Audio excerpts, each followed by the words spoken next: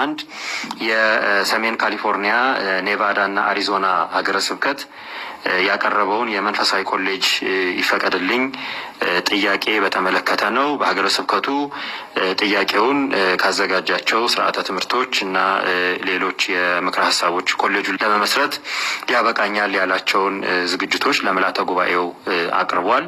ምልዓተ ጉባኤውም በጉዳዩ ላይ በጥልቀት በመወያየት ያለውንም አስፈላጊነት ግምት ውስጥ በማስገባት የቀረበውንም ጥያቄ በማየት የመንፈሳዊ ኮሌጁንና የአብነት ትምህርት ማስመስከሪያ ለማቋቋም የቀረበው ጥያቄ እንዲፈቀድላቸው ሆኖ ሌሎች ጉዳዮች የስርዓተ ትምህርቱን የተመለከቱ የትምህርት ፖሊሲውን፣ በሰው ኃይል ደረጃ ያለውን አቅም፣ ሌሎች የሚያስፈልጉ ጉዳዮች በመንበረ ፓትርያርክ ጠቅላይ ቤተ ክህነት ጽሕፈት ቤት በትምህርትና ስልጠና መምሪያ ተገቢው ጥናት ተደርጎ ለመጨረሻ ውሳኔ ለግንቦት 2018 የቅዱስ ሲኖዶስ ምልዓተ ጉባኤ እንዲቀርብ በማለት ምልዓተ ጉባኤው ወስኗል። በስድስተኛ ደረጃ ይታያል።